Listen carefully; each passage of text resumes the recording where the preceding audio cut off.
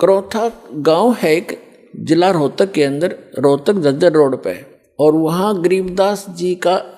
मूल गांव था, धनखड़ गोत्र उनका, और वो किसान यानी जाट किसान उस घर में जन्म था उनका। उनके जो पिताजी थे वो गांव छुडानी में ब्याहे थे, यानी गरीबदास जी के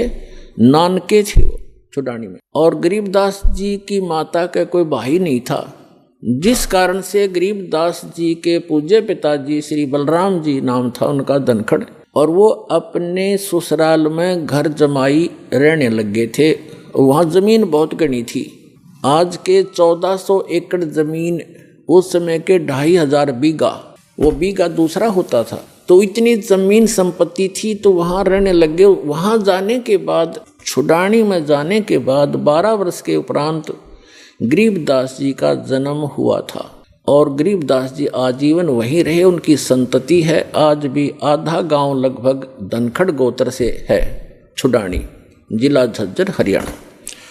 तो गरीबदास जी का ज़्यादा आना जाना करौथा गांव में ही रहा, क्योंकि भाईचारा वहीं था। तो कहने का भाव दास का ये है कि गरीबदास जी जब 10 वर्ष के हो गए, और अपने ही, क्योंकि तब तो उन्हीं की सारा कुछ हो चुका था, नाना जी की सारी संपत्ति उन्हीं की थी,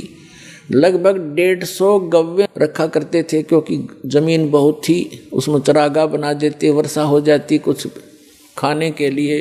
गेहूँ जौ आदि बीज लेते, चने सरसों हो जाती, बाकी की ज़मीन को पशुओं के लिए ही वो प्रयोग किया करते थे, पशुपालन करते थे। उसके साथ साथ 2-4 किराए के पाली होते थे गांव के, और कुछ ऐसे व्यक्ति होते थे जो गव्य रखते थे, लेकिन उनके पास अपनी ज़मीन नहीं होती थी, वो भी उसी में चराया करते थे। ऐसे पहले आपस में बड़ा प्रेम होता था, जो पैसे वाले व्यक्ति गरीबों की बहुत मदद किया करते थे, निस्वार्थ किया करते थे।